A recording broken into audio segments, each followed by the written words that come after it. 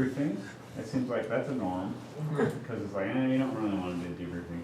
I mean, if it's a, psychological, emotional wellness debriefing. And sometimes draining. Anyway, I guess it depends on the topic, right? If we were talking just about sex, maybe it'd be different, I don't know.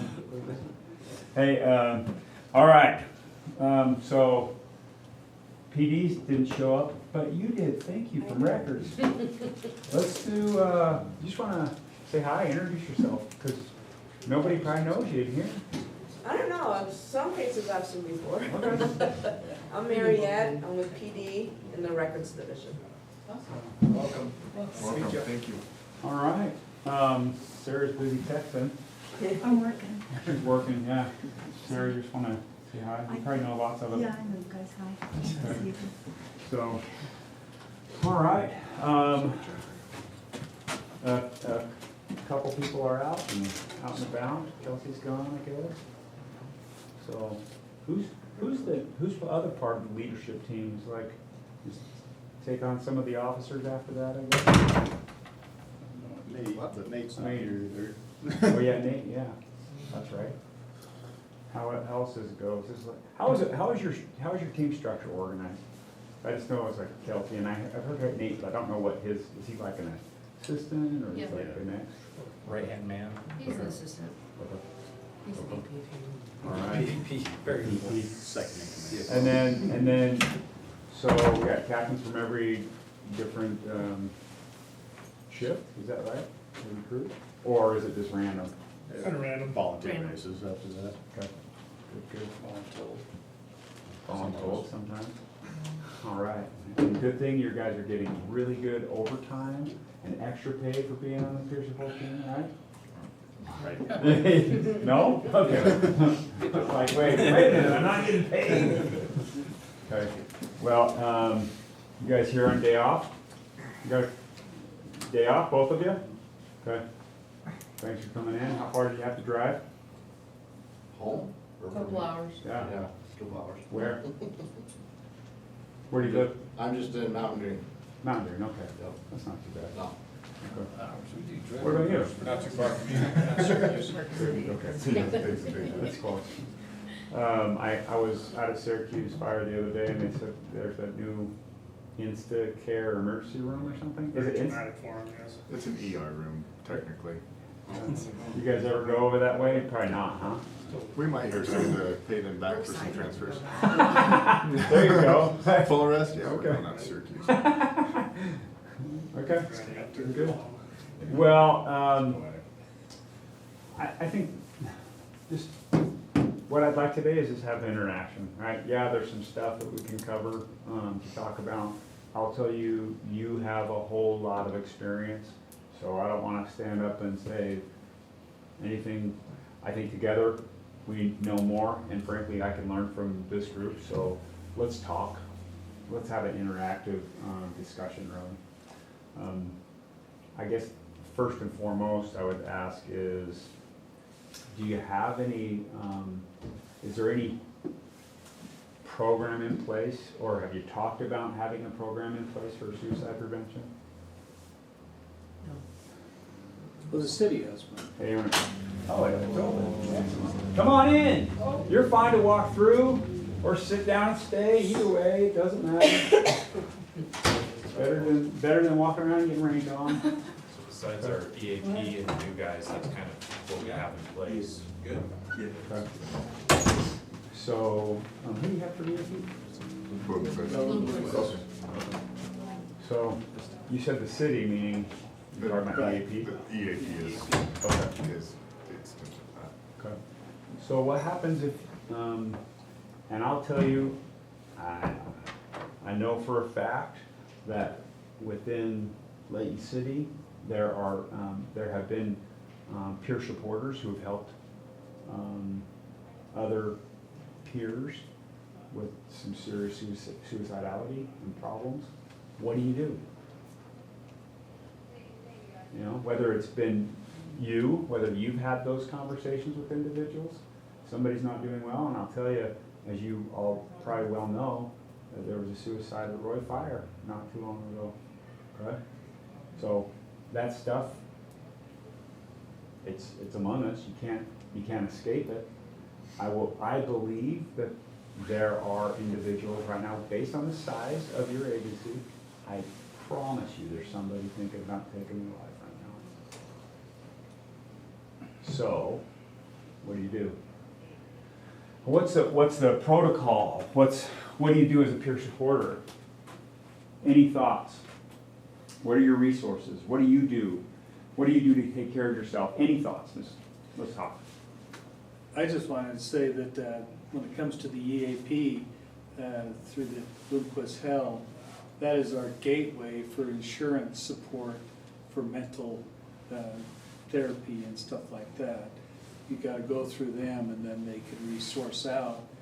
It seems to be a little cumbersome sometimes, and so that, it's good to have these funding support, peer support things, because you gotta get it quick, try to get intervention quick as much as we can, and so. But it's a tough one. I think one of the things, I've had a tragic event just happen in July, and I still to this day, I'm glad I'm having this training today, but don't know anything how to do this, to access this right here. We've had it through a little bit of emails, but that needs to be upfront and personal to everyone so they can reflect quickly, whether it be a flash on their phone, an app, whatever it is, to get the intervention as quickly as possible. Let alone the buddies, the friends, the peer support. They gotta reach out. And Right. that's the biggest thing, is just trying to, and it is so comforting to know that when you do have that tragedy, that reach is there, you feel it, Yeah. you really do. Thank you. I think some of that stuff is pretty easy to say when it's obvious and in front of you, right? Yeah. Like, we can refer to peer support, we can go through EAP route, we can go to, any number of resources, like First Responder First, we have many options to call therapists. And those are easy when things are up front, right? And things are out there when it's broadcast, somebody's coming out for help.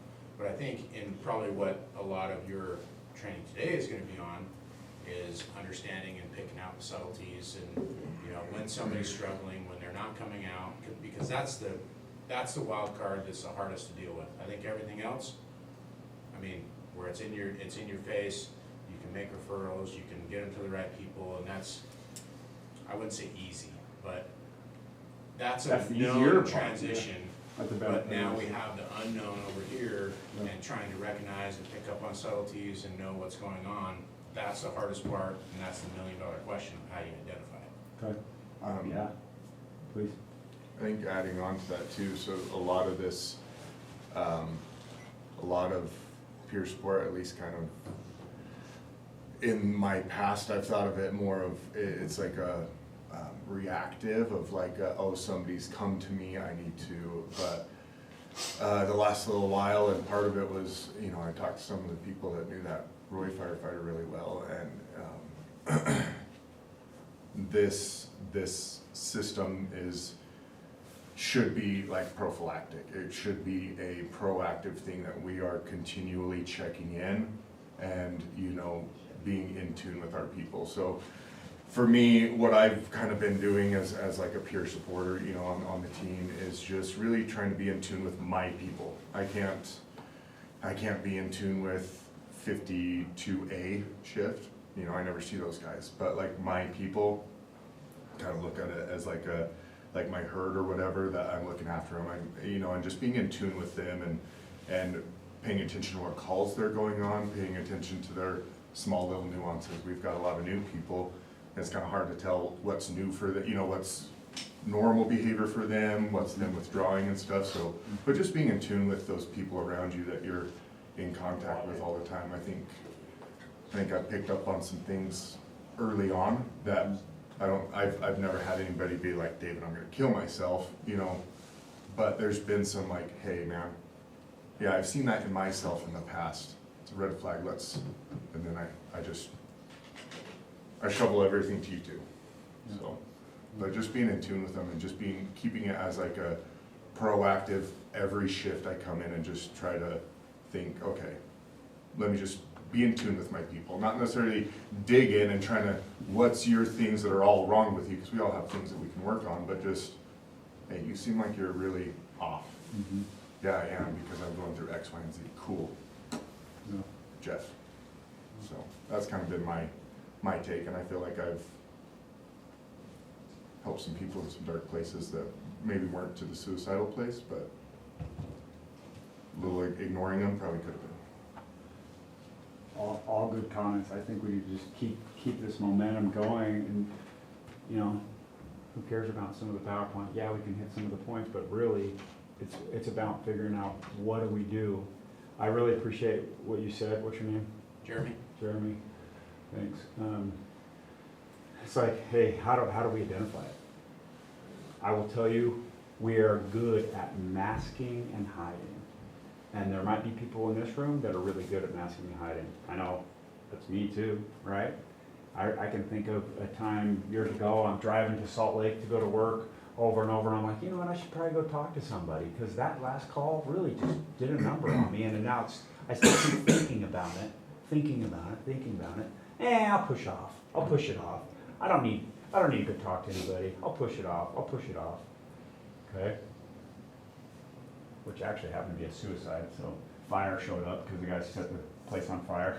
And then I showed up to negotiate with him, and he was on the roof of the house, and he's breaking off bricks and throwing them at me, but not the firefighters.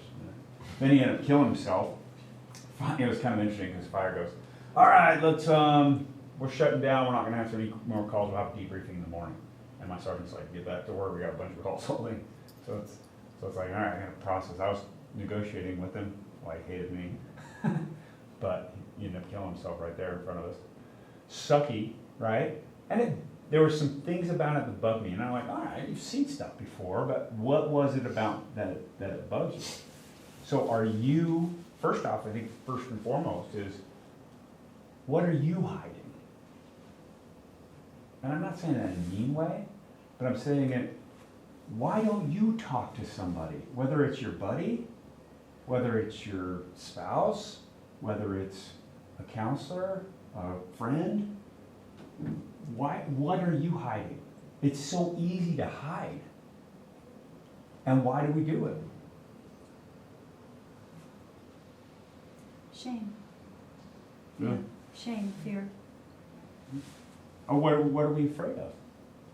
Being vulnerable, Yep. Yeah. looking weak. Yeah.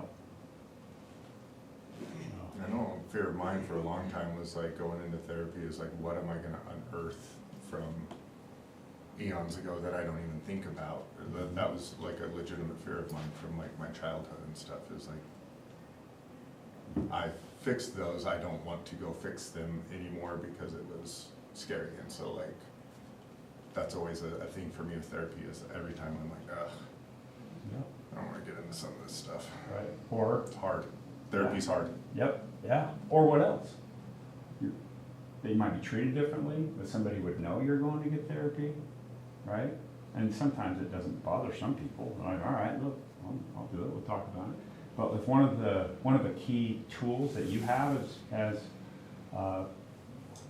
peer supporters is to have resources. And those resources can be EAP, but we are also a resource, and I'll tell you, we're fast. So I'm just gonna, if you don't have Sarah's phone number, get out your phone right now and write it down. Because Sarah's on 24/7, I'll give you my phone number too. Sarah Allen, it's SaraAllen, okay? Somebody reached out to me the other night, Tuesday night into Sunday morning at 10 minutes to 1 in the morning. And you know, when that happens, I take the call, the text, then I make the phone call, and I love what I do, you guys, and for me, I felt very honored that they trusted the system and that they trusted the process enough to reach out. And so I am available 24/7, I do, and got them in with the therapist the next day, and that's how fast it can happen if it needs to happen that fast.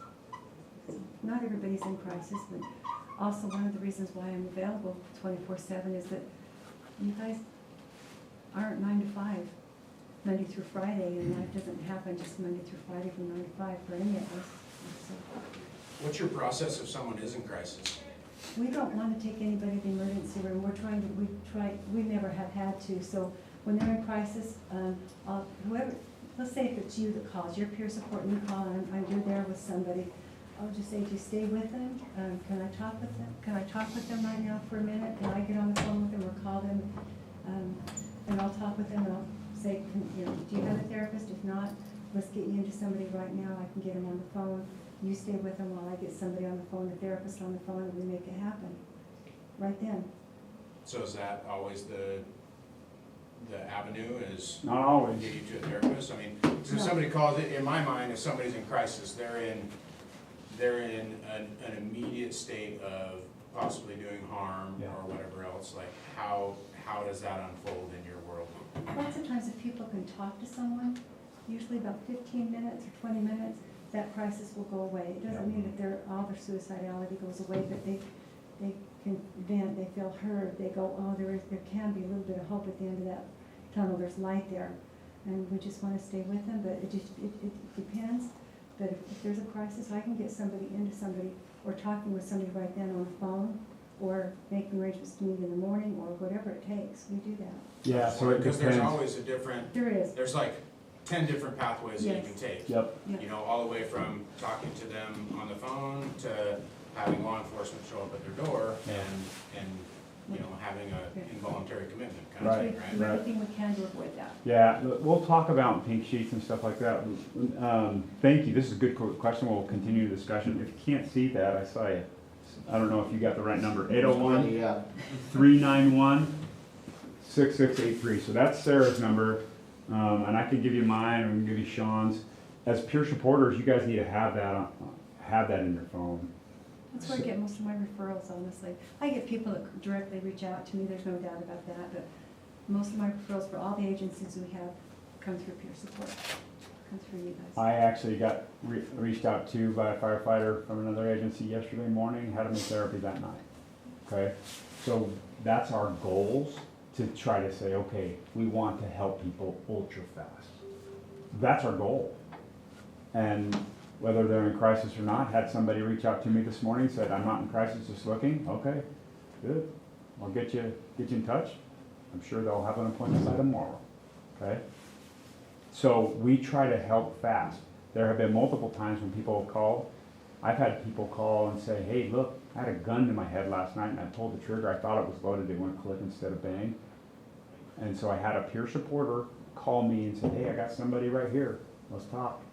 So you talk and you get them in the next day. Because in all cases, you don't need a pink sheet them. You just need someone, like Sarah said, sometimes you just talk through it, and luckily that person came forward. The challenge is, like you mentioned earlier, they might not come forward. And that's the hard part. So we'll digest a lot more of that, and let's talk about pink sheets, talk about crisis response planning. Let me get you my phone number. If you don't have my phone number, put it in your phone too. Jeff is my name, Denning is the last name. It's area code 703-864-9710.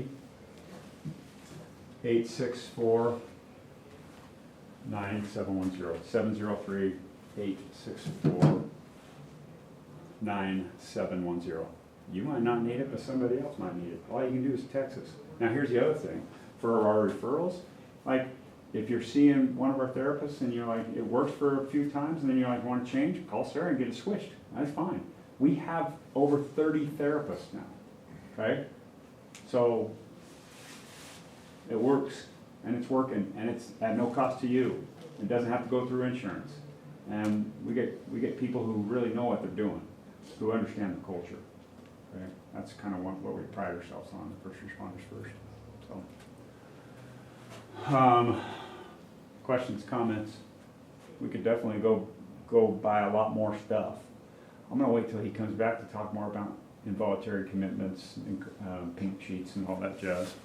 Well, let's just- Sometimes though, Jeff, I want to Yeah, talk about, please. you know, Yep. is that sometimes the things that people are going through are not related to work, and when you guys come to work, I'm preaching in the choir, but you know, this is home for you, this is family for you. So the issues might not be work-related, they can be home-related, as you know, because life happens. And we can help with that. It doesn't have to be work-related, but people have problems. Go ahead, sorry, I interrupted you. I just would, it'd be nice for any peer support to, like David was saying about the, you know, the identifiers, you know, that'd be really good for all of us to know, you know, between a bad day and accumulative bad days and whatever that is, and that puts them in crisis, and how we can identify that. Yeah, I think you're totally right. If they're suppressing and masking, it's so hard. So what are the leading edge of breakthrough of things that we could do to have that leak of that pressure cooker just start to leak a little bit and get us some cues and stuff like that so we can help our people? You're wanting to know what to look for? Yeah, what are some things that we could definitely identify as we're working with them day by day? And yeah, we hear some of the things that are possibly stacking up on them, let alone the call volumes and everything else. You know, then there's so many other things as, you know, like me in my personal life, I'd like to hopefully rely on what my faith base is to help me gravitate and help me navigate. You know, how far can we go with that? You know, and stuff like that. It's when it gets to the workplace, you just wonder what can we identify, what can we do, and the leading edge breakthroughs, you know, whatever that is. Well, I'll tell you, I think David hit it on the head. You gotta know, and I'm gonna use a different word, you gotta know your tribe. You can call it herd, but your tribe or whatever, the people next to you. But I will tell you this, even your best friends, even the people that you're working with every single day, you might not notice, and they won't disclose that. I have seen that time and time again. I have sat with first responders who've been in tears and said, I didn't know, we were working with them every single day, I didn't realize. How come I didn't notice the signs? And sometimes we feel, then we have this guilt that we didn't see. But I'll tell you, it's up to them. That's why I would say, what are you hiding?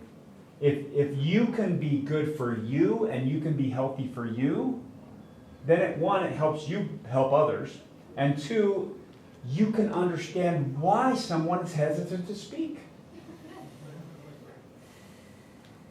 And it has to do with shame and embarrassment and fear and maybe bad past therapy experiences, or if somebody's been, paint sheeted before, or if they speak up and say something, does that mean they're going to lose their job or get put on administrative leave or have to go get a fit for duty assessment? Okay, or to say, well, are you even fit? That's not what we want. So we need to have a culture where we can talk about it openly, and it starts with individuals. To say, you know what, I need to tap out. But I'll ask you this. When's the last time, and this applies to anybody, I'm going to direct it to you, but when's the last time somebody came up to you, sat down with you, and just said randomly, hey, you thinking about killing yourself? Are you going to kill yourself? Has anyone done that? My wife did last month, Good, just as a check-in. good. Yeah. And that's a very unusual, what's her background? Psychology major. Oh, that's fine. So, yeah, that's why. I will tell you, it just doesn't happen. I've never had anybody ask that to me. Just out of random, because here's the thing. Asking somebody if they're gonna kill themselves won't make them do it. They might be in a negative, bad, horrible place and then say, you know what, I didn't think about killing myself, maybe I should. That's actually a good idea, thanks for asking. Okay? They won't do it.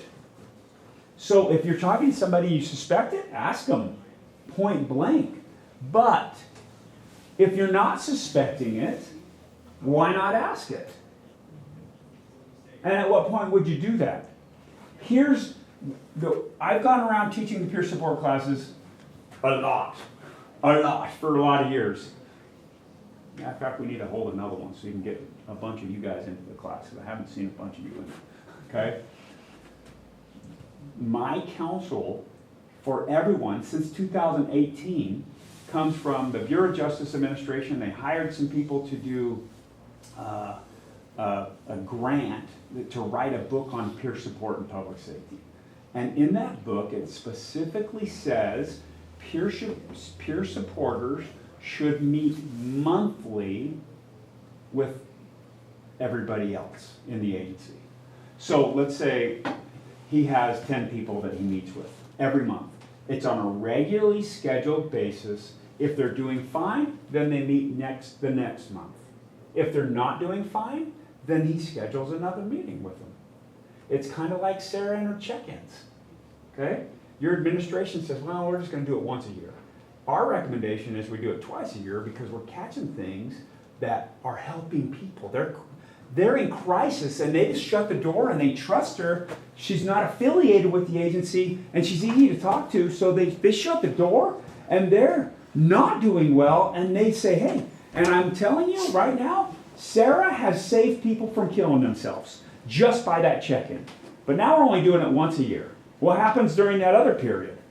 You can do more to help people in your agency than we can. So Sean, who's, maybe some of you have met him or not, he was a firefighter, he's been a clinician forever, okay? We should bring some business cards. They're somewhere around here. We can get you Sean's contact information too. You can reach out to him anytime. But Sean and I and Sarah believe that there's two main things that will help an organization. One is training, regular ongoing training, and you can do that with your own agencies. But we can too, and we're a giant resource. We have all kinds of training. It's just doing it, okay? And two is peer support. If your peer support organization is running and doing what it can, you will see things before anybody else. In fact, first line supervisors, you train them to notice these things. And what is it? It's about, but I will tell you, just like I said earlier, you might not notice. You can try to look for the things, like David said, it's like, I'm just gonna watch for behaviors, I'm watching for isolation. Of course, because you don't have bays anymore, everybody has rooms, isolation, people are scattering, they're on their phones. What is it? Sometimes it's what's going on at home. That's the name of a relatively new documentary film about first responders, what's going on at home. You got cumulative buildup of stress, okay? You have stress, where does it come out most? At home. So like Sarah said, if you're having stuff at home, call us. That's where we notice it first. In fact, I have a peer-reviewed journal that specifically says that about firefighters. That it mostly comes out at home first. That's where it magnifies. Why? Because we can go home, we can be ourselves, we can relax, and then we're like, yeah, I'm irritated. I have some pent-up anger. Okay? So, your spouse and kids are getting it. Guilty. Okay? It happens. It happens. So, questions, comments, thoughts? I think just peer support, anyone that we embrace and everything, to know that they're in a safe place with us.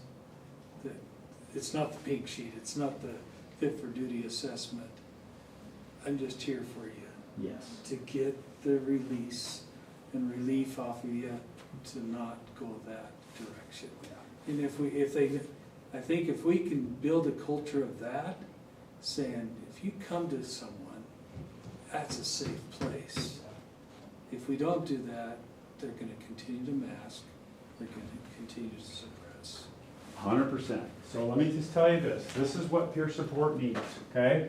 78B5, Chapter 9, okay, you got 901, 902, and 903. 903 says the specific five things that are not covered in the peer support confidentiality. Okay? One of them says clear and immediate danger. That language is specific, clear and immediate. Now, not only is that not covered, okay, if I'm clear and immediate danger to myself, what does that look like? Is that if I'm talking to a firefighter and he's like drinking himself to death, he's going through a divorce and he's just really not well, and I'm on the phone with him and he says, you know what? I just want to not be here anymore. And I just want to go to sleep and not wake up. What are you gonna do? Ask questions. Yeah. Yeah. She knows. Say it loud again, sir. Ask questions and don't be afraid to say the word suicide. Are you feeling suicide? Do you have a plan? Yep. You want to dig in. Okay, so what if he says this? Because this has happened to me, all right, when I was a peer supporter years ago. This exact thing. I said, all right. He goes, hey, I'm not going to kill myself, but I just don't feel like living anymore. Now, does that meet that criteria? I would say no. No. So what do you do? What's going on? Maybe he just needs to listen, somebody to listen to him and actually validate what he's going through. Okay. Maybe he needs to get in, I mean, obviously he needs to get in some counseling at some point. I don't Yep. think he's gonna commit to anything tonight, you know, especially if you talk to him, you're like that. We joked about it for a long time. After one training, the whole 10-minute thing with, Adam, you know, we joked about that, but like that 10 minutes, like that, like you were saying, that 15-20 minute window of just talk, get them off that ledge, but sometimes that's all they need. And then- Science says 18 minutes to come off a crisis. And I joke, unless you're high on meth, okay? It might take a day. I'm just kidding. I think in some of those spots, they're just looking for somebody to understand Oh, what are you and be Validation. there for them, be supportive, be understanding. And it's really hard to, like, being on the other end of not, you know, offering immediate solutions or things you can do to change or, you know, whatever else, because a lot of that will dilute what they're feeling and kind of redirect things back onto them and might, you know, exaggerate problems. But I think it's just a sense of they want to be heard, people want to, you know, and that would tend to resolve things right there. Yeah. And understand, show empathy, you know, that kind of thing. Yeah, exactly. So, Sarah, do you have a comment? Can you tell? Please, yeah. Yeah, I was thinking when you were talking and I thought came to my head really strongly that people that validated, we've used the word validated. People need to understand that they matter simply because they breathe in and out. Because they exist. And if we can just be present with them, right in that moment, that they matter just because they exist, not because of what's on their shoulders or what's here, what they do for a living, anything, just because they exist. And if we can just be present with them, you know, I don't have all the answers.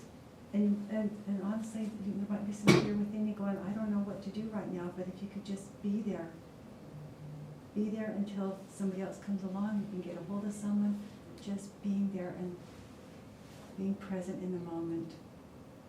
You know, that they're cared for. Because they're so, Jeff talks about, he got it from someone else, but I like it, when these internal amputations. So all of us, everybody in this room, all of us, everybody you work with and know are walking around with internal amputations that Or nobody emotional knows. amputations. Yeah, emotional internal amputation, nobody knows anything about. Nobody knows anything about. Every one of you, if we were to talk, everybody would have something that they're dealing with. It doesn't have to be big, it doesn't have to mean that they're suicidal, it just means it's big and it hurts their heart. And I don't care if you're a man or a woman, you're still a human being before you're anything. And that comes with all of this stuff that goes along with being a human being, and it's hard. Thank you. So, I'm gonna talk about the law for a second because this is important. The law doesn't specifically say what to do, it just says it's not gonna be covered under confidentiality, okay? As far as going to court and all that jazz. Like, hey, guess what's not covered? So, we don't wanna go to court, but we wanna do something. If it's no, we're staying with them, or getting them help, we're offering the resources. Ideally, we're calling Sarah, we're getting them into somebody, we're maybe even saying, hey, we're encouraging them, hey, maybe you should go to the hospital, okay? Now, I usually say for cops, I'm like, dude, don't pink sheet them. If you are the peer supporter, don't pink sheet them. Encourage them to go on their own and you can help them. Encourage them to go on your own if you can help them. Okay? If you're talking to a cop, don't take their gun. Encourage them to go to the hospital. And once they're at the hospital, then we can strip them and take their gun. Okay? That's how it should go. You don't want to say, hey, give me your gun. But I will tell you this, both police and fire, the number one way to take their life by suicide is by firearms, which you and I have probably seen way different and better things. I say better. I've seen better ways to do it, cleaner and not suffering. Because you have seen suffering too, and I have seen suffering with people shooting themselves. But that's the way that we do it as first responders. And 90% of police officers and firefighters who take their life by suicide have alcohol on board. 90%. Okay? So, what do? I might take action to call police. I might. That's an option. Okay? I might just say, hey, somebody who's clear and immediate, I'm not keeping it a secret. So first thing I do is I tell people. And who am I going to tell? It might be 911. Okay? I'm not keeping it a secret if this is a clear and immediate. I'm not going to be like one agency I heard about where a couple of peer supporters were out driving around looking for the guy. Like, yep, he's full on suicidal, driving around. Let's just go try to see where he hangs out. No. You tell people, okay? Tell people. I'll tell you, a guy on the Salt Lake City's peer support team now, okay? And he says this, he openly, I've heard him tell multiple people, so I'm going to tell a story. He was actively suicidal, his best friend in the department, he didn't tell, right? He's going through divorce, he's struggling, he decides to send out a couple texts, I'm done. He puts his phone on airplane mode so they can't ping it. He goes, I'm driving south on I-15 until I run out of gas and then pull over, I'm going to kill myself as soon as I run out of gas. We didn't keep it a secret. We let everybody know, including Highway. Highway found the last, before it went into no man's land, okay? The last trooper spotted his personally owned vehicle, pulled him over, saved his life. He's back to work after a while, and he's doing good. He's doing stuff in peer support. You can get okay with not being okay if you have a rough past. Culturally, we need to understand that too. And be careful of not judging. But I'll tell you, one of the other guys in the peer support, he'd been on the peer support team for years. He went around to the quarterly training and he was telling all these officers, hey, I had a plan. I had a plan. It was years ago. He goes, I wrote a note. I sat on all the rocks in between my garage and my shed. I put the gun in my mouth and my wife pulled in. And he said, excuse me, he said, I didn't shoot because I didn't want her to hear the gunshot and I didn't want her to find me. And he didn't do it. So he's telling his story to all these cops. A cop gets in trouble because he does something stupid. I get called out as a peer supporter. I go to his house with another peer supporter. He gets put on administrative leave and I say, hey, I think we need to take your guns. Something made me think, man, this guy's going to take his life. He's not in a good space. And he goes, no. I said, no, I think, let's just take your guns. So I grabbed, he only surprisingly had one, okay? I grabbed his gun, gave it to a buddy. I gave his gun to a buddy and he told me, thanks, Jeff. I was going to I was going to walk upstairs and shoot myself as soon as you left. So he thanked me 2 days later. Then he thanked me a year later on that anniversary and said, thanks, I'm still with my wife, I got my kids, okay? So you can do those things that will help other people.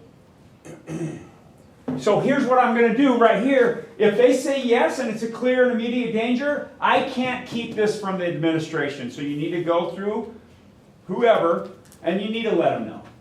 Hey, look, we had a firefighter that's was a clear and immediate danger, they're safe. Now, I'd say, look, chief, okay, this is me as a coordinator, peer support coordinator. So you tell your peer support coordinators, and then they need to let the chief know. You can't keep that a secret. You just can't. And then it's up to them on what to do. And if your buddy goes, no, don't tell anybody, guess what? I'm sorry, you can't. You were clear and immediate. Now, all of this, the admin won't know about it. We'll just give them help. Now, you might be able to pass that along and say, hey, look, tell your peer support coordinator, look, we have, 5, 10 people this year we've helped with this. And you might all not know as a team, but you can say, hey, yeah, these are the issues we're dealing with. So if we're dealing with these issues, what are we going to do? Okay, so you need to not keep it a secret, and it might be calling 911, okay? And then you need to tell your chief. That's what you need to do, or going through the peer support administrator. Questions on that? Okay. All right. This has just recently happened, right? As an anniversary. I will tell you, the people going to work that day, when they're going into the towers, they didn't think, I want to kill myself today. But how many jumped to their death? Because the fire was too hot. The windows were open, and they would rather jump and see if there's a chance to survive, or just jump because of the fire was too hot.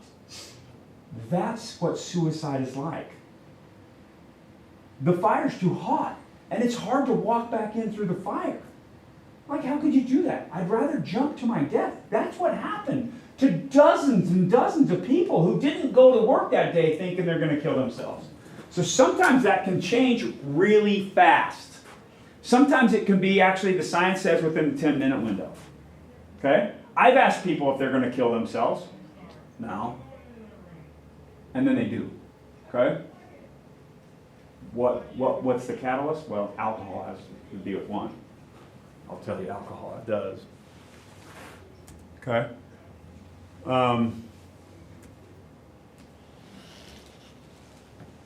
What we think about suicide is important, and partly what are we going to talk about? What do we say about suicide? What does the community say about suicide? That it's what? Selfish. Yeah. What else? Easy way out. It's easy way out, right? Selfish. But here's the thing. I will tell you, in the multiple suicides that I've investigated, including reading the notes, it's almost always, I'm the problem. Other people will be better off without me. Okay? So is that really selfish? It's a twisted way. We say selfish because why? All the victims are everybody else but them. Yep. Ultimately. Yep. And so we're like, man, that is kind of... So in one way, you're like, okay, selfish. Here, axiom is a truth, okay? They don't want to die, they just want the pain to go away. And they don't see another way out, because they aren't thinking clearly. I would say this makes sense if they're not thinking clearly, okay? They think other people would be better off without them. They think they're the problem, just like I said. But they still have a choice even up to the very last second, okay? They still have a choice. It doesn't matter if they're drunk or they're high or whatever. It's still them. I think if you and I can kind of put this in our brain housing group and say, okay, now that it's here, it will help a little bit better in the aftermath of a suicide. Because suicide affects every single one of us. It affects, I can think of multiple first responders at Salt Lake City. One who had his 14-year-old kill himself in this closet with his shotgun. Okay? Another one who was a brand new FTO. He came in and he told, or a brand new rookie, he told his FTO, hey, my wife just got pink sheeted last night. I can think of another one who had to wrestle his adult son, take away his shotgun from him so he wouldn't kill himself. So that affects us individually and our families and extended family. I'll tell you this though, trying to talk to somebody who's your buddy, trying to talk to a family member, you can talk to strangers. Like, hey, you're gonna kill yourself? You guys do it all the time. But if you're talking to a buddy or your family member about suicide, it's different. the weight is different, because you start worrying more, right? I was meeting with a firefighter last week, and for well over an hour, and just going through some hard things in his personal life. Work is going well, but just his plate is full personally. And I just asked him, I said, have you felt suicidal? And he says, yeah, but I wouldn't do it because it's selfish, is what he says. And I said, but the fact that you think about it, have thought about it, I says, when was the last time you thought about it? And he says, oh, a couple weekends ago. So he wouldn't do it because it's selfish, but I was telling him that it's like every nerve in his body sometimes is exposed. And it doesn't take much to push people over the edge, I guess is what I want to say. And I said, sometimes it can just be a feather, and that's how light a feather is. The straw that broke the camel's back, it can just be something as light as that. And so we're still talking, going to meet with him and talk with him again this week about getting into a therapist. He's not a clear and present danger, clear and immediate danger, so he doesn't fit that. But still just trying to, tears the whole time I'm with him. Tissue after tissue after tissue with all the things that are going on in his life, and nobody would know it. Nobody would have any clue, this guy walking around his fire station, what's going on with him. And he just felt good to be validated. It felt good for him to be able to just purge what was going on, things he doesn't have any control over. And control is really a huge issue, what we do and don't have control over. There's a whole other training we can do on control, giving up control. And ultimately, I know when I left him that he still, like Jess said, he still has a choice. He still has a choice to do that, but he wasn't a clear and immediate danger, but he's had suicidality recently. So when he says it's selfish, all it takes is a little feather to go from being selfish to flip that switch in the brain and go, I'm better off if I'm gone. And I really think that if people were thinking clearly, if they were thinking clearly, they wouldn't be suicidal. But they're not thinking clearly to get to that point. So for me, having done this as decades of doing this, I don't look at it as being selfish. I look at it as being right then the switch is flipped off in the wrong way. The switch isn't correct, off or on, whatever way you want to look at it. They're just not thinking clearly. If they were thinking clearly, that wouldn't have happened. Does that make any sense? So, as he's talking about the clear and immediate danger and how I handled that and still handling that, just that's how it works. Thanks, Sarah. All right, it affects everybody. I'm not even gonna go over demographics. There's a bunch of risk factors. Alcohol and drugs we know are high risk factors. There are other multiple risk factors. The LGBTQ community is ultra high risk factor. Other risk factors that you think of? If somebody else in the family has died by suicide, Oh, yep. That raises it big time. if somebody at your work has died by suicide, because the one that happened in Roy recently, then Jeff and I both, if we've talked about this, and I've talked about it with other therapists as well, how many firefighters and police officers, but mostly firefighters, are talking about, yeah, somebody in another agency died by suicide and I need to get in, and I'm so thankful they have the courage to reach out. You know, but if somebody else in your line of work has died by suicide, that increases the odds. Yeah, that's huge. So you gotta think, okay, what happens if it happens this week? Somebody here takes their life by suicide. What are we gonna do? What would you do as a peer support team if somebody died by suicide this week within your agency? What are your immediate post-vention actions? Check in with everybody. No. Go find your tribe and check in on You them. bet. Because you don't know how they were affected by that. They might have been best friends with that person. That person might have the week before done something for them that saved their life. And now they're like, wait, that's the dude that saved me? And he just offed himself? Mhm. Holy crap, you know? Just check in. That would be my first thing. Is Yeah. go to my tribe and find them. So how do we do a check-in? You could do it as a crew, right? Or one-on-one? What's best? What do you think? One-on-one's more effective, I believe. Yeah, sure.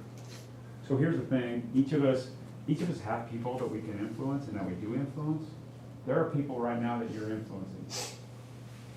Reach out to them. You know, send them a text. There was a study that, I talked to the guy who did the study at University of Utah.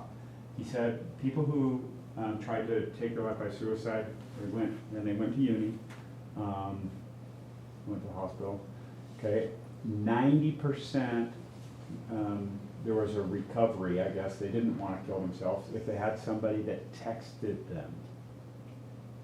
If they had a friend, somebody that reached out to them and texted them, they had a 90% reduction in an additional suicide attempt.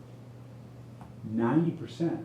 So if you're on your phone right now, texting somebody, good. Buddy check, hey, just thinking of you.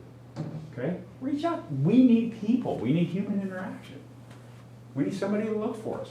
And that's one of your opportunities as peers, right?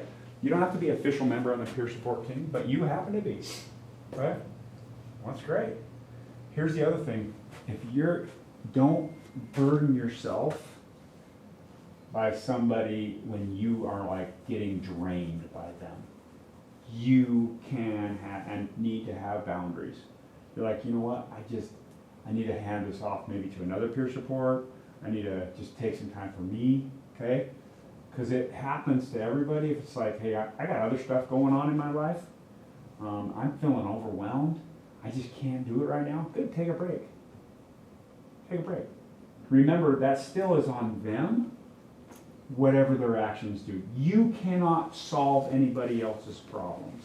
That's actually, that's a big axiom, right? That's a truth. You truly cannot, we could say help, but you can't solve anybody else's problems. You can't. You can talk to them, you can offer them resources, you can listen, you can be a friend.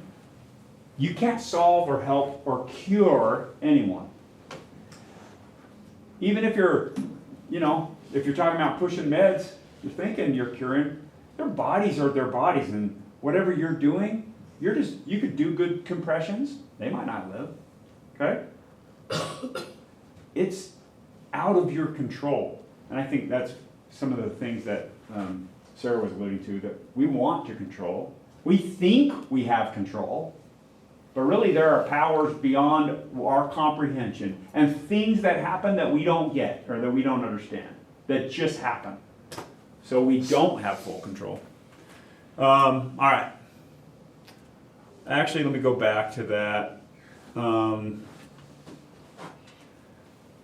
Over 70% of teens and youth who take their life by suicide have some kind of substance abuse. Over 50% of adults. 50%, over 50% of adults. Yeah, it's usually because they're trying to self-medicate because of their anxieties or whatever they're with. 100%.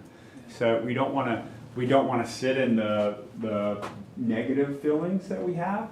So we escape to something that will make us feel better momentarily, and unfortunately it doesn't usually help. That's escape and avoidance, okay? Yeah, you have magnified negative emotions.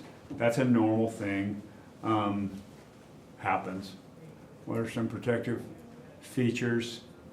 A reason for living, okay? What's your reason for living?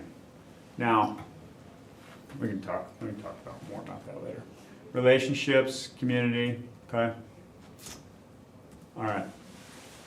So, what do you do to prevent? What do you think?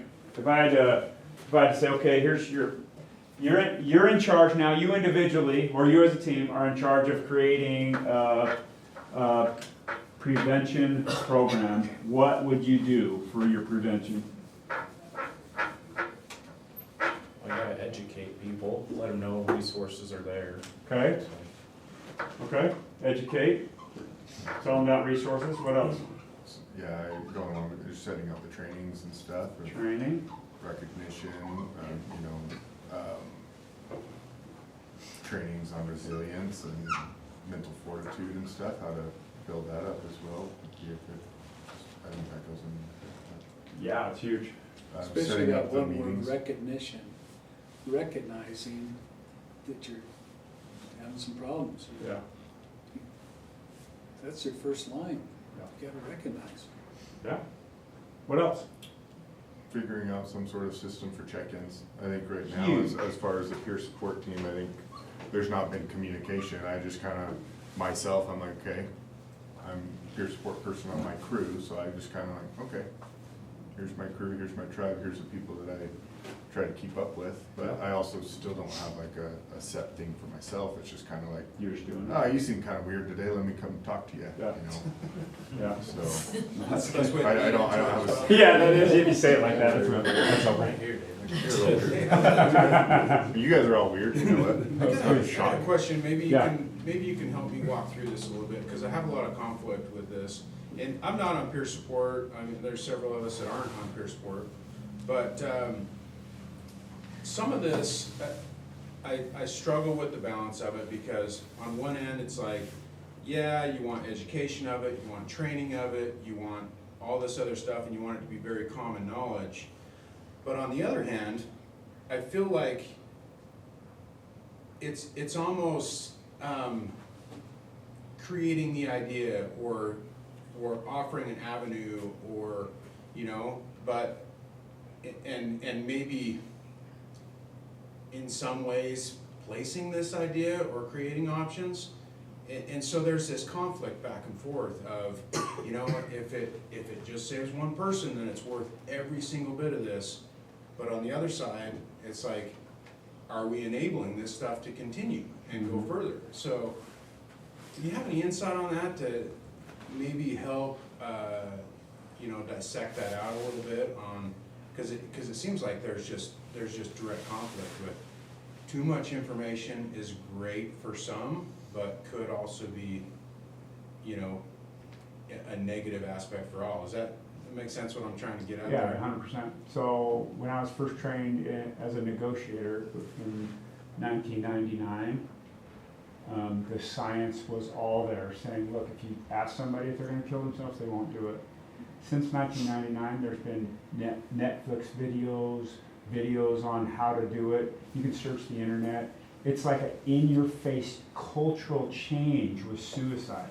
And suicide has risen among our, in the U.S. in a drastic way.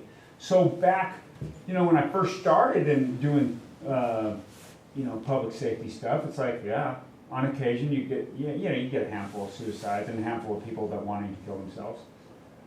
But in the last few years, the amount of little kids saying they want to do it, the amount of adults saying they want to do it, it seems like it's just grown exponentially. And see, that's what I mean, the association with prevention is also correlating with the association of increased, you know, suicide. Yeah, I I don't know, I don't know of any studies specifically. I have seen that, you know, you have in schools, you have the Hope Squads, you have, so we're talking about it more, and is talking about it doing something about it. Right. My belief is that I don't know. That's the bottom line. I don't know. Which is exactly where I'm at, right? I don't know. Where's the stroke? Because could it? Because really it's like, look, if I ask somebody, you're gonna kill yourself, no. They'll either say no or yes. Because talking about it's not gonna make somebody do it. But our culture has changed. There was an article that Sean sent me a couple days ago on KSL that said that mental health counselors are among the top jobs that are going to rise over the next several years. It's insane. I didn't say it correctly how the headlines captured it. We are in a crisis of emotion and a mental state as a culture, as a nation. And by the way, if you are interested in being a therapist, there's finances. The state will give you money to do that. And if you want to know, I can send you that information. If you are at all interested in a second career, okay? I will tell you, things are changing big time because our nation's need for that. Now, I don't know if maybe some of the rising generation saying, you know what, they're more comfortable talking about feelings, they're more comfortable or okay with getting therapy, but some of us who've been around a few years, it's like, we didn't talk about stuff like this. And who would have ever had a class like this? Or a class of peer support or a class of mental health anyway? It's like, you know what, pull your pants up, rub some dirt in it, and get back to work. So what? You just saw that awful tragedy happen and you just responded to it. So what? Bury it. So culturally, I think we're looking at things differently, but really it's up to the individual if they're either going to do it or not. But I don't know. I think you're bringing up a good point. Yeah, sometimes the conflict with, are we fueling that machine, Yeah, you know, I don't know. I know. I kind of wonder if maybe you're fueling it with, like the fire that you're seeing is more people voicing that they're getting to the suicidal point, but I don't know, I wonder if, because for years, it's always been like, it doesn't get talked about, it gets brushed under the rug, somebody bottles up for years and years and years, and then boom, they do it someday. And it's because it wasn't talked about for years, but maybe because we're expressing like, hey, I've been here, I've been there, and then you get more people, oh, actually, I'm there too right now that you say that maybe we're seeing that increase in your job acceptance. duties and stuff because it is getting talked to, and you've got those people that maybe never were gonna commit suicide, but are 2 calls away from that are actually getting help instead of bottling it. Maybe that's the fire that we're seeing increase. Yeah. And Okay. maybe, Yeah, go ahead. You go. maybe we're just battling ourselves too with all the glorification of the Netflix, the YouTube, the easy access talking about suicide. Maybe the education about the resources that are there now, because obviously there's this stigma of therapy, oh, it's not great, it doesn't work for me, or all that stuff.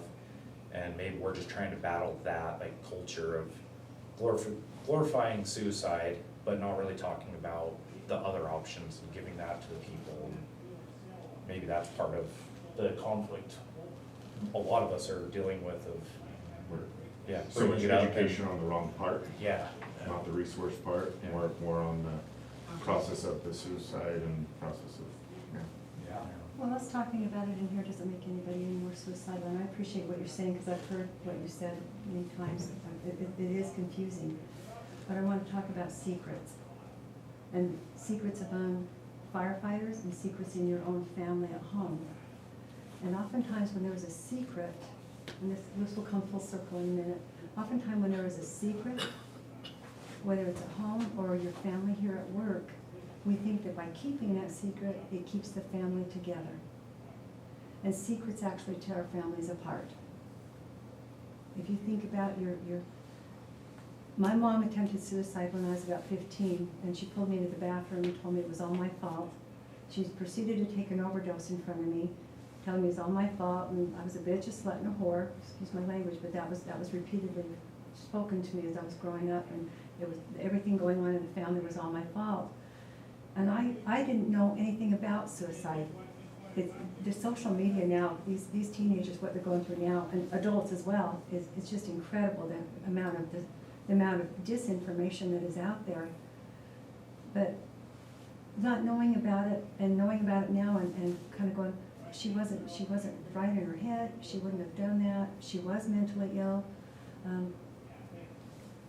I think that we need to be able to talk out loud about it. I just know, my personal experience is when I do these check-ins, sometimes I meet with about 200 people a month when in my busy times. That's a lot of firefighters and police officers I meet with. And when I said I love what I do, but they lift me up because they're so willing to talk. They trust that process right then, and they're ready to talk out loud. And we have to talk out loud about it. And I guess my point I'm trying to make is that we're not making people suicidal. Their life circumstances, the way their mind thinks is making people suicidal. And not having feedback that says, you keep on, when I meet with people and they use a word over and over again, I say, you've said that word numerous times. Talk to me about that word. I'm not doing therapy with them, but I'm a trained listener. I listen. And when they say a word over and over again, I go, what meaning do you have for that word? You've said that numerous times about yourself or about other people in your life, and what does that really mean to you? And well, I didn't know I was saying it so much, and yeah, I guess it does have meaning. And we need, talking about suicide doesn't make people suicidal any more than me being here with you as a firefighters and being around firefighters day in and day out, and police officers makes me an officer or a firefighter. It just doesn't. You guys are good at what you do, but it just doesn't trickle over to making me what you guys are doing. And the same, if we talk about baseball, doesn't make somebody a baseball player.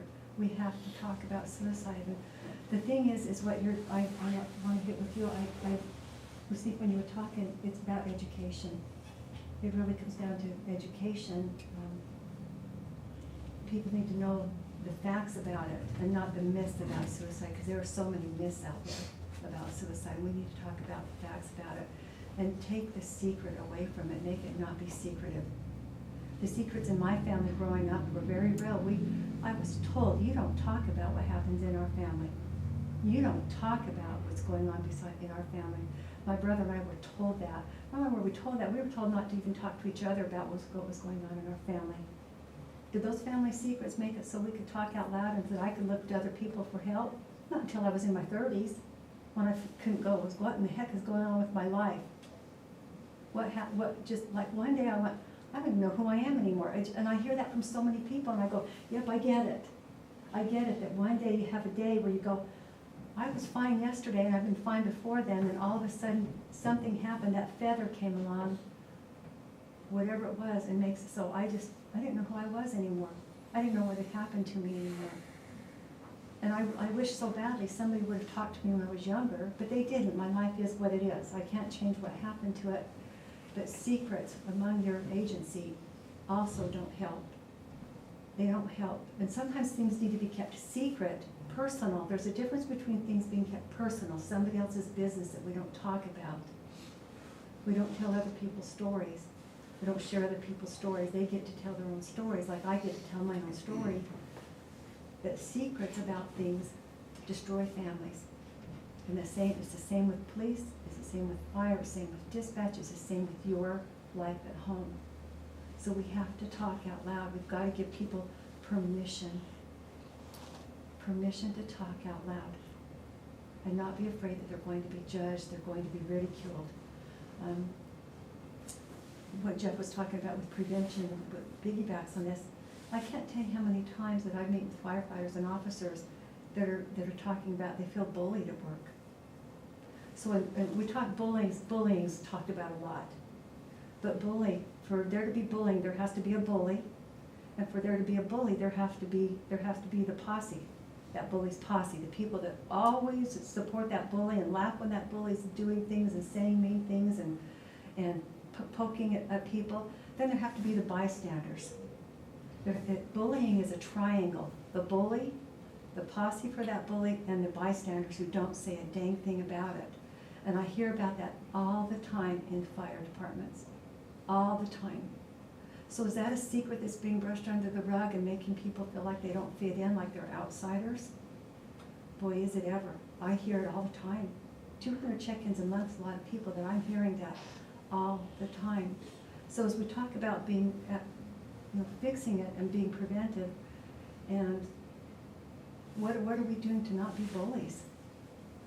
And I know all of you are going, I can think about bullies, I went to school with, we all can think about people that we call bullies, but bullying has to have 3 components to it. The bully who's always picking on people, and my perspective about bullies is that they're hurt people. And that's the way they engage in the world. You can't get close to me because I'm gonna pick at you first. You're not gonna get close to me, and if I have people that I can tag along with me and pull along with me to help with the bullying, even that much better. And then if I have a victim, and the word victim is hard to say, but there has to be those components, Somebody that's getting bullied, the bully and their posse, and so that triangle. So I appreciate what you're saying, I really do. My perspective, I'm 62, I'll be 63 next week. My perspective of doing this for 40 years, and it's been 40 years this month, is that talking about it doesn't make people suicidal. And there are studies done over and over again that it doesn't make people suicidal. It actually gives them permission to talk. And I can see why it's confusing. I can see that because I had the same, I felt the same exact way at one point, I really did. Yeah, and I'm not advocating that we're one way or another, but it's No. hard to ignore the correlation. It is, but I think. And I appreciate what you said about the bullying triangle too, because now I can continue to be a bully, I just gotta get rid of one of those and it's. Get rid of the crowd, get rid of the crowd, you're good. I gotta get rid of the posse, No it's posse. independent bullying, it's no longer bullying, Right, I'm on board. My posse's in the other room, yes. I'll go laugh with him later, it's not bullying now. If there's people that are watching, like bystander, like get rid of the bystander, then I only have 2 of the 3, I'm good to go. Bully and a victim, right? Yeah. Alright. Yeah. But I think perpetuating both resilience and trying to be resilient, know who we are, everything else in the fire service, and being like we are, a positive role model throughout the communities, and just keep that resilience up and going that way. At the same time, Pendulum also speaking about suicide and everything, they can be together. They can be together, and with that, hopefully, both win. Talking about it and resilience, It's just how we are, aren't we? Let me know if we're basically, the fire service is a paramilitary Yeah. organization. This as well, yeah. Yeah, and so with that, we just, we get that resilience and at the same time talk about suicide. What does resilience mean? We hear that word often, but what does resilience mean? That means that we try to be our best, we try to be whatever we are, we have all this training and credentialing, we are rescuers, we are admired for that, but at the same time, resilience also means that we also have weaknesses that hopefully we can become strengths. And part of that is talking about things and getting that back to that strength. Does that make sense? Yep. I think resilience is your own personal thing too, right? Right. That's- Self-talk plays a huge role in it, because our minds only know what, our minds believe what we tell it. Mhm. Our minds are a computer, and it knows the input that you give your mind is just like a computer. It believes it until you tell it otherwise. And give it some different information. So self-talk is so important. And I work on self-talk every single day. I tell you how old I am, because I'm not done yet. I am not done yet. I think I look at all of us as being in incubators, and we're still growing and learning, and we're not done yet. And I'm not done yet. Jeff has known me a long time, and he's seen a lot of changes in me, and we've been friends, and the growth I've seen in both of us, so. And I told him I wanted to jump out of a plane the other day. He said, "Did I hear you right?" Well, we need to talk about that more. And can we laugh during hard talks? Yeah, we can. We can have jokes. It's just, sometimes it's self-deprecating, and that's okay too, just to do that. I think just to echo what Sarah's saying, yeah, we do need to talk. And we can't keep secrets. And sometimes the secret is that we're saying negative things to ourselves, because we all talk to ourselves. Some of us talk out loud to ourselves, okay? We talk to ourselves. And then the secrets are, we're not going to tell other people. But talking to other people, especially good friends, then they'll say, "Hey man, that's not right thinking." So there's a few ways that we can assess ourselves. We can talk to people, whoever they are. We can talk to professionals too, and we can write. The science of writing, just journaling, writing, whatever, it actually helps get stuff out and helps us process. So, all right, real fast, let's talk about intervention. Intervention, the biggest thing is you need to just be direct. You're going to kill yourself, okay? What if they say no? Previous trainings, just kind of like getting a commitment from them that if that changes, that they listen to you. Yeah. But if they say no,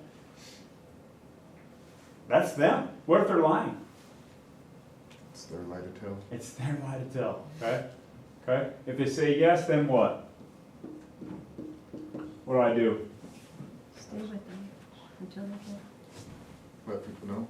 Yep. Okay, I'm gonna have you in the corner, right? I'm gonna have you ask me a question. And just role playing, okay? Do a full role play. There's one behind you, Chris. No, you're up, Chris. Sorry, Chris. Oh, now your name's on the table? Yeah, see, nah. About quick. Okay, so just say, you're gonna kill yourself, okay? Or you're gonna take your life by suicide. Those are the two good ways to say it. Let me preface this by saying, or should we say harm yourself? What do you think? That can mean a lot of things. That can mean a Vague. whole lot. Yeah. It's vague, okay? I Don't don't say think it. that's a bad icebreaker, though. It's not great. It'll work, but I can still, every time I teach this class and I say harm yourself, I can still see the 16-year-old who superficial cuts all over her body, but they're superficial, okay? So, are you gonna kill yourself? Are you gonna take your life by suicide? Either way are more direct and more effective. Okay, so full role play, okay, so you can talk all you want, and just ask me anything you want. Okay, go ahead. Jeff, are you gonna kill yourself?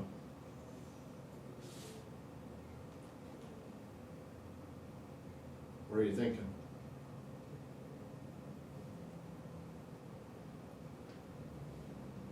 You wanna share some stuff with me? Let's Okay. talk. End of roll, thank you. Yeah, you're great. What's my answer? Huh? So You're yes, thinking. You'd say yes? I think so. Yeah. So why isn't it no? Because you didn't say no. Yeah, because I didn't say no. If somebody's not gonna kill themselves, they will just say no. But if somebody answers maybe, I'd say, well, what does that mean? Maybe, that's a big concern. And if somebody doesn't answer, like in this case, why didn't I say yes? Hard question to say yes to Yeah. somebody, Yeah. especially. Why else? You could be still processing all that question, like still going through some stuff, Yeah, maybe. totally. But why wouldn't I just come out and say it? Because maybe there's a lot up there going on. Yeah, there might be a lot going You're on, for sorting sure. through it. I think if it's process it and you bring it to light verbally out loud, it makes it real. Yeah. It takes it to a real place to where they're like, it could be that defining moment. Yeah. It's like, oh. The weight of it all. yeah. So Chris and I are working together every day. He asked me the question, I respond like that. Why else wouldn't I say yes? Trust. Trust? What else? Makes it real. Makes it real? What else? Why else wouldn't I tell him? Right, Job because you know what expected. snowball's gonna enact from that. Tell me what that would be. Like, you know that ball's gonna start rolling. If you say that, yes, I'm gonna hurt myself, well, what does that mean? Does that mean We've he's seen the gonna call process 911 now? 100 Does million that mean times. I'm gonna get committed? Does that mean I've got, involuntary stuff that's gonna happen beyond my control? Yep. If I admit that, if I Yep. throw it out there? Yeah? So- We've all seen that process, and we know, we could end up in a grippy soft vacation for 3 days. Yeah, And yeah. our job might be on the line. Yeah, our job might be on the line, all of these, You give up control at, like, right in that moment. yeah. But something needs to be done, right? And I think with your role play there, that possibly, you're not feeling totally up to it yet. You're not safe enough yet. You don't feel safe enough. Yeah, yeah. Yeah, you're right. So what happens, you guys are all in a, in this class, and David goes, kill me now, like that, okay? And he says it in the class. And at a break, Josh, right? You're Josh? At a break, you come and talk to him. Yeah. We're gonna role play. Or-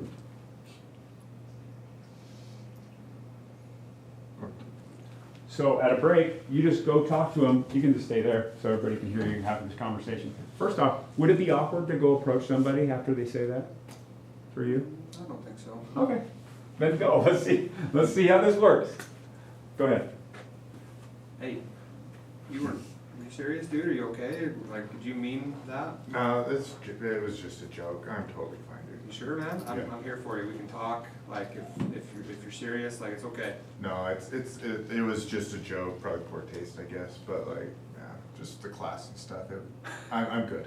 You mind if we It's- just, hey, you want to come for a walk with me? Just go for a walk. Just hang out for a minute. Yeah, I'll hang out with you, but yeah, I'm You okay. good? Yeah. Yeah. I'm here for you if you need anything. Okay. Cool, thank you. So, have you done that before to people, if they said, okay, I'm gonna kill me now? Because I will tell you, first responders do it all the time. Mhm. I had it happen like 2 or 3 months ago during a training. Yeah. And same thing, like, took them aside after, checked in on them, yeah, it's just poor case, joking around, like, 100% the situation happened, and No it was right kidding. after the Roy firefighters suicide, so Okay. it was, yeah, Wow. very What real. was their response? I mean, knowing the person, so I had a good relationship with this Yeah. person, and they're Yeah. a goofball and immature, Sure. that's a good way to put it. Yeah. But they thanked me for checking in, and Okay. yeah, that was dumb of me, Yeah. bad timing, all that stuff, so, Yeah. yeah. So the- Lesson learned. Yeah, lesson learned. You know, the thing about role plays, they're the different, we interact differently based on how we know people and the situation, right? And the location. But what would it tell somebody if you just checked on them? How could that change us culturally? If you just said, hey, notice you said you wanted to kill yourself. Are It you just, serious? it instills the trust that we have with each other, and it builds that bond and solidifies the relationships that we have with each other, that we actually do, you know, care about each other. And that you noticed. Yeah. And the other thing is, his response was, well, okay, maybe it was in poor taste, but if he just says, no, I'm just joking, man, okay, love you, good game, okay? What is that? I don't know, I'm being kind of silly. What does that tell him now about him? You cared enough to ask, and sometimes when that person's in a dark place, that's all they need is just like, okay, he came and asked me, I'm in a dark place, if I need help and if I get darker or whatever, At least I know. I know he at least cared enough to ask me. Yeah, it's somebody who notices. I'll tell you, there's a practical joker at another agency. I had an anonymous survey, okay, go out to the agency. This is in Salt Lake City, and a few years ago. And half of the agency out of 500 took it. 24 of them, no, 12 of them. 12 of them said that they were actively suicidal. 12 of them. That was half the agency. So who lied and who was suicidal, and then half the agency didn't answer or didn't take the survey.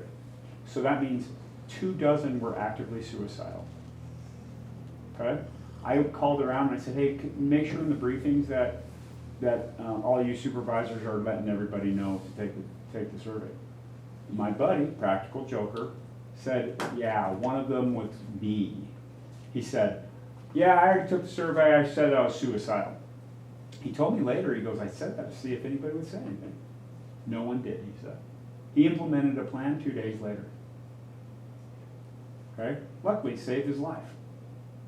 We did some stuff that, and he says, Jeff, you know I'm not a religious guy, but that was divine intervention. I saved my life. Yeah. Little miracle happened to save his life. But if somebody's saying stuff like that, man, it's not a joke. Now, we do joke about it, and we're around suicide all the time, and so we say stuff that's dark. But what's the harm in asking somebody? And if they say no reason to press it more. It's like, yeah, no, I'm just joking. Okay, awesome. That's all you need. How do we change the culture just a little bit to say, hey, you know what? I notice you. I think that's where the meet-ins, like scheduling meetings with people and just checking in. And I think more of a organic meet with people is like, you know, hey, I see one of my crew members sitting out by themselves on the apron. Cool, I'm gonna sit down right next to him and just kinda, hey, how'd your 4-day go? Oh yeah, wife's being this and this is getting cool, let's talk about that. Yeah. And dig into it, so it's not like a, hey, I'm here for your mental checkup, you know, then everything closes up, but I think that's a huge thing, is Just talk. taking those times to get to know them, and people open up, you know, like if you're genuinely wanting to know how they're doing and how their life is going and their struggles, they will let you know. I'm so glad you said all that. So glad, because he just hit on what I do with my check-ins. I'm not there to assess people, but I'm there really get to know them and just say hello, and that just because you exist, I care about you, and that is exactly what you just said. And so there's people that don't want to see me because they're afraid that I'm there to do an assessment and to say you need therapy, and I never do that. No, it's just being a friend, just someone to talk to, and sometimes even a stranger is better than somebody you know. So I wish that message could get out everywhere, what you just said, about the check-ins are so easy, just think back. I feel like it's just the genuine connection. That's where you Yeah. that's where you pick up on the nuances, the small little Yeah. signs of, like, I've got people on my crew that I can spot out really quickly, like, yeah, bad for it, didn't you? Because we're selling tune. I think that's the ultimate key is the connection, just connection with people. Yeah, 100%. It's hard to pick out suicide or small nuance changes with people when you come in, bury yourself in headphones, go to your room, you know, I'm here to do my job, screw all you. It comes down to the family thing. And behavior is purposeful, if we can all remember that. Our behavior, other people's behavior is purposeful. They might not always know what their intent is, but their behavior, why they're acting the way that they are, they know something's bothering them. Behavior is purposeful. There is meaning behind behavior. It doesn't always, and I'm not saying it always has to be negative. We can be laughing and having a good time, and there's behavior. You're laughing, you have a good time. That's purposeful. But if we look at it when people are struggling, what's underneath that? What's underneath what's going on? So, yeah. That's great. Thanks, Sarah. We should chat way more, because I'm learning a lot from Sarah. I'm older than him. One of the things that when we do these interactions and stuff, and if we're uncomfortable approaching somebody or talking about difficult things, it's like, well, it's me, I'm the problem, because I'm uncomfortable going and talking to somebody. So I would say let's get over ourselves or push ourselves beyond our comfort zone and do something. Sometimes we don't approach people because we're gonna feel awkward doing it. Anyway. All right, there it is. Postvention, we talked about that a little bit. What do you do in the immediate afterwards, but I'm not gonna go over that. Okay, Jeff, I want to hit on it just Yep. a little bit though on postvention. please. Postvention is not a time to put our heads in the sand. It's a time to talk about it and talk about that people are struggling and that there's other people. Because Jeff and I told you, people came out of the woodwork a lot between just Jeff and I talk, and me talk with a couple of other therapists. That's just 4 or 5 people I've talked to that are therapists, that people came out of the woodwork from all kinds of agencies that are struggling after the death in Roy. After Roy. And so we cannot put our heads in the sand after a suicide. We still have to talk about it and talking about it. We just have to. Yep. And make sure that people don't take ownership, because ultimately, Jeff said it, well, everybody gets to choose. She chose, she made a decision, even though she made a decision that nobody wanted her to make, of course. But ultimately, that's the one that she made. Postvention is talking. Well, and you can't do that within your agency, you can't do that within yourself. You have to actually have a serious plan to say, Yeah. okay, what are we doing? And I know some of you are on peer support and you're here to say, okay, you gotta do something now. The last thing to do is say, hey, we need to stop and we need to not talk about mental health. No, you actually need to. It's better, it's more important. That's prime. Okay, the aftermath, disbelief and magnified negative emotions are normal. Grief takes as long as it takes. You can quote Sarah from that right there. I did. Feelings may come up when you least expect them. I think I told Sarah in October last year. Gosh, is it almost? Sheesh, I can't even believe it's been a year. So that was 20 years last year that I was in the Gaza Strip. We were escorting U.S. diplomats into the West Bank and the Gaza Strip. And after all the stuff that had happened, the war over there, and I remember that morning, it was on the day, October 15th, that's when I lost 3 of my buddies in the Gaza Strip, okay? There was just a dozen of us over there. And I had some emotions, and I'm like, I hadn't felt that in years and years and years, and it just came up out of nowhere. And I just had to compose myself for a little bit, take a few deep breaths, make a phone call to a buddy, and I'm like, okay, now I'm okay. It was kind of weird, I knew though. about his anniversary and that it happened again, and what had happened to him 20 years earlier, and I just reached out to him and just, buddy, check how you doing today. Did you hear what happened? You doing okay? So I've talked with Jeff, and when somebody comes across my frontal cortex, when I think about somebody, I reach out to them. And I've decided in my life when that happens that there's a reason for it, thinking about them. Not always, but sometimes I just say, hey, how you doing? Just as simple. If you think about someone, you never know. Yeah. Just a quick text only takes seconds. Thanks, Sarah. Survivors often blame themselves or are unrealistically hard on themselves. Remember, whoever takes their life by suicide, it's their choice. And I think we can have compassion on them if we understand, okay, well, maybe they were in the fire on the building and it was too hot, so they just jumped. And that, we can't blame ourselves for what we didn't notice. Or sometimes anger happens. I'm actually working with a client who found one of his best friends dead by suicide recently. And yeah, he's hurting, okay? He's hurting big time because you're like, oh. You get angry, and that's normal. You go through all the steps of the grieving process, that's normal. Regret cannot and does not erase the pain, but it can make things worse. Don't remember somebody for the way they died. Remember the way they lived, okay? And we shouldn't try to understand the why. That's gonna wrap us around the axle. Oh, I added one more. Okay, from a religious perspective, too often I've heard this. Actually, this happened when I was in high school. One of my good buddies killed himself. His dad was a detective, and we used to go hang out all the time together. And he asked me to go golfing a few days before, and I said no because I didn't want to. Okay, and I go to church on Sunday, and they're like, "Well, he's gonna go to hell because he took his life, right? You can't do that." I'm like, "Wow," and that's not. I am a member of the Church of Jesus Christ of Latter-day Saints. That's not the doctrine. Okay, you look at, God assesses everything just like we should to say, well, what's the biological, what's the social, what's the mental health, what's the perception on everything, what was going on. So luckily we shouldn't judge anybody, period. Also, to add on to that is, God should give mercy. God is the ultimate mercy Yeah. on all the things. Yeah. So it's not so much the judge, but where's the mercy to? Right. So Archbishop Desmond Tutu said this, and sometimes I think I need to move this slide to the very first.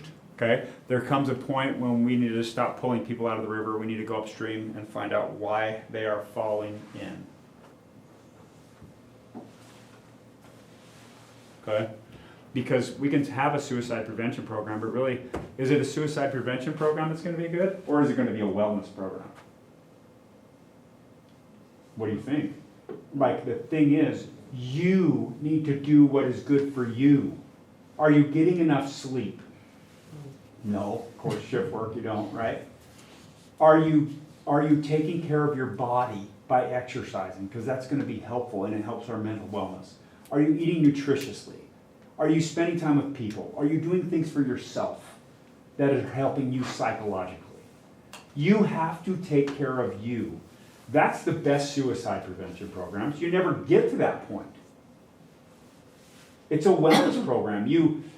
Just like you mentioned earlier, we need to be ahead of it. We need to be proactive in our wellness, not reactive and like, okay, now I notice myself maybe spiraling down and down and down and down, and at a certain point it's like, well, shoot, now I'm here. No, before you notice yourself going downhill, stop and get back on the track going up.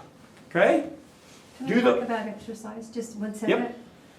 You guys have heard of ART, the Accelerated Resolution Therapy for Trauma? Okay. So I am not saying that this is ART, but ART is the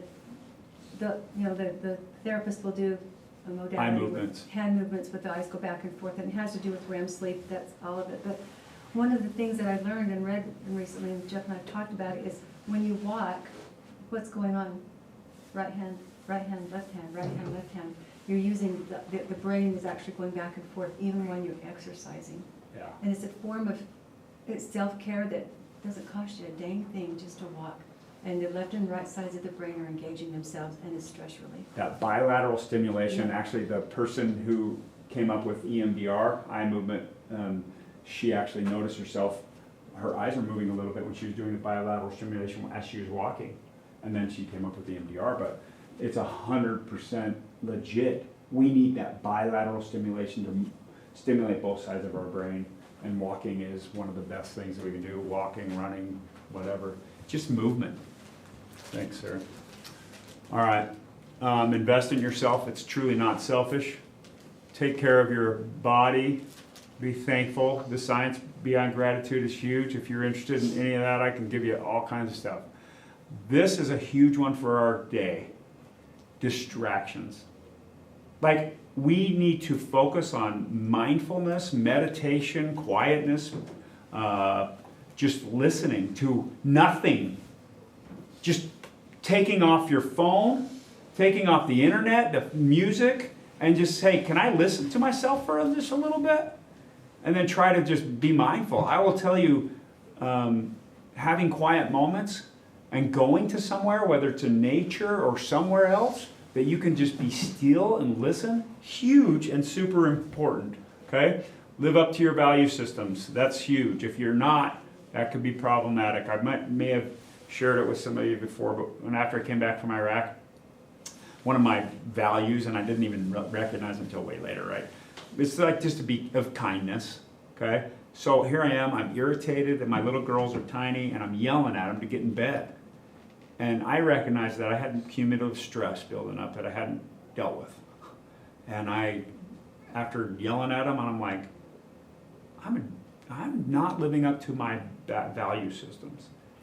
I will tell you, if you don't live up to the things that you believe are right or the things that you value most, it will throw you off course and it will make you unbalanced, period. Okay?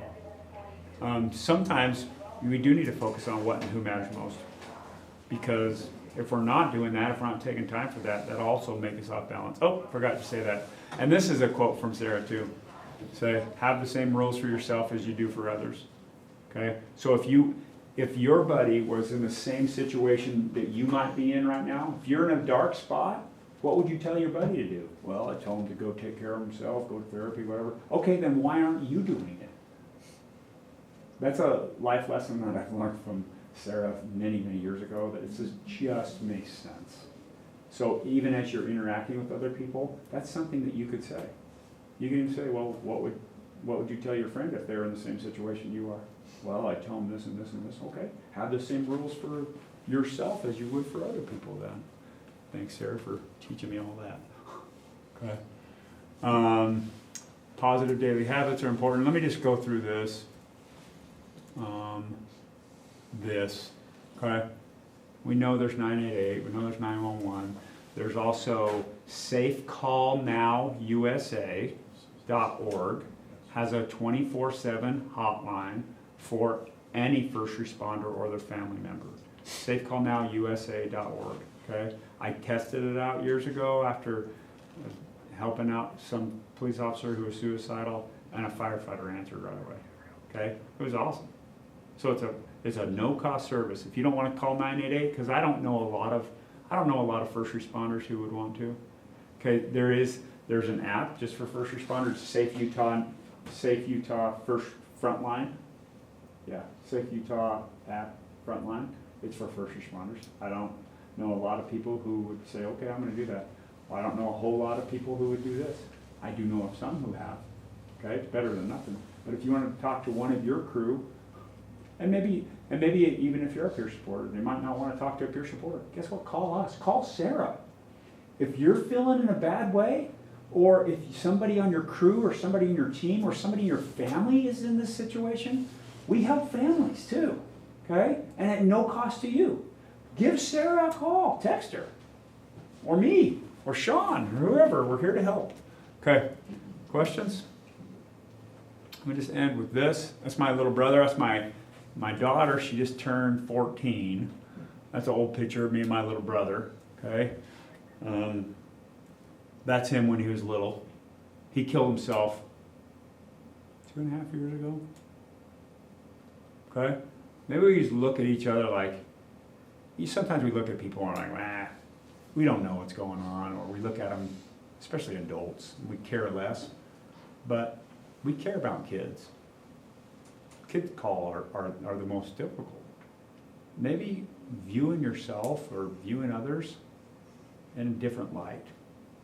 Viewing them like, hey, you know what, here's somebody, I just wanna help, I wanna care for them. Now, that somebody should be you.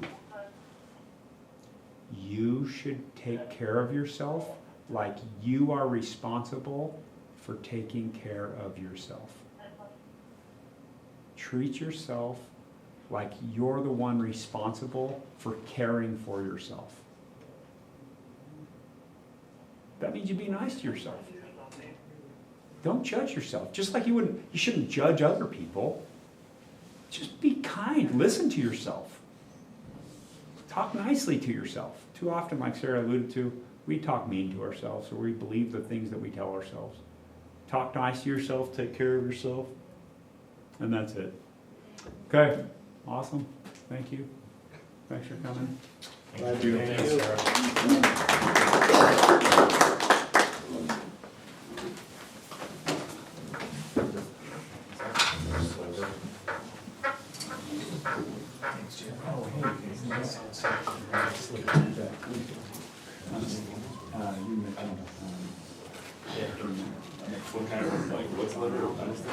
Oh, it's the sharp point. Ouch. Yeah. Those ones hurt? I saw the pallet.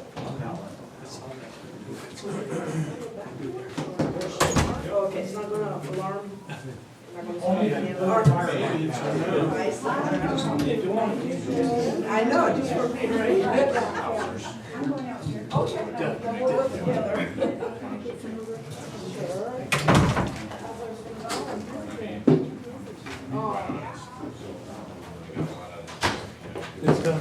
Yeah, good stuff. Good to see you, Doug. You're awesome. Thank you. I don't know about that. I'm here. I gotta be humble over it.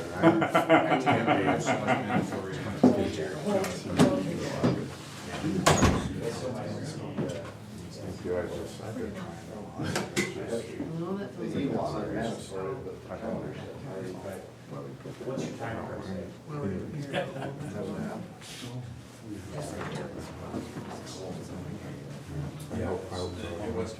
I actually reached out last night. That's always